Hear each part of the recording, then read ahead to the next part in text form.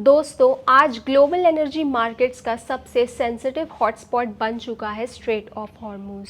ये एक छोटा सा वाटर रूट है, लेकिन इसकी इम्पोर्टेंस बहुत बड़ी है। दुनिया का लगभग 20% क्रूड ऑयल और एलएनजी सप्लाई यहाँ से पास होता है। मतलब अगर यहाँ टेंशन्स बढ़ती हैं तो पूरे ग्लोबल ऑयल मार्केट पर सीधा असर पड़ता है। अभी सिचुएशन काफ़ी टेंस है क्योंकि वेस्ट एशिया रीजन में जियोपॉलिटिकल इंस्टेबिलिटी और ईरान से रिलेटेड सिक्योरिटी कंसर्न्स जारी हैं। इसी वजह से ऑयल टैंकर्स की मूवमेंट रिस्की और अनसर्टेन बनी हुई है।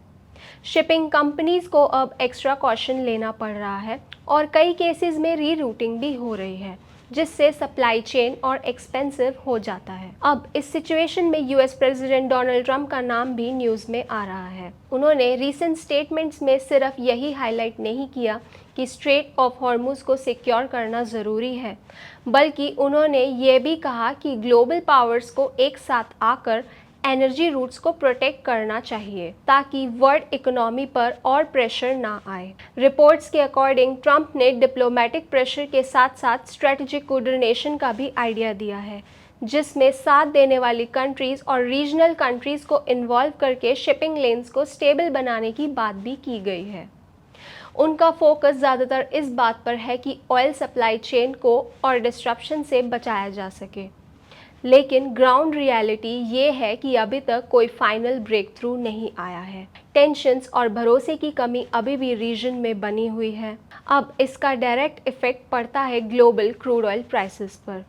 जैसे ही अनसर्टेनिटी बढ़ती है, मार्केट में फियर फैक्टर आ जाता है। ऑयल प्राइसेस वॉलेटाइल हो जाते हैं और ब्रेंट क्रूड $100 पर बैरल के आसपास या उससे ऊपर ट्रेड करता है, जो ग्लोबल रिस्क सेंटिमेंट पर डिपेंड करता है।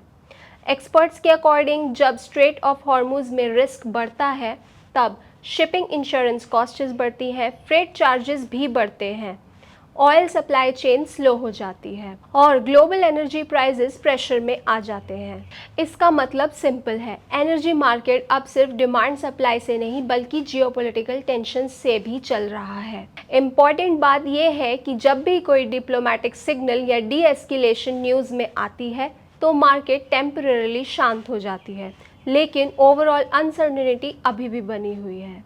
तो सिंपल कंक्लूजन ये है कि स्ट्रेट ऑफ हॉर्मुज आज सिर्फ एक रूट नहीं बल्कि ग्लोबल ऑयल इकोनॉमी का प्रेशर पॉइंट बन चुका है, और जब तक रीजन में पूरी तरह स्टेबिलिटी नहीं आ जाती, तब तक क्रूड ऑयल प्राइसेस में अप्स एंड डाउन्स और अनसर्टेनिटी का ट्रेंड भी जारी रह सकता है।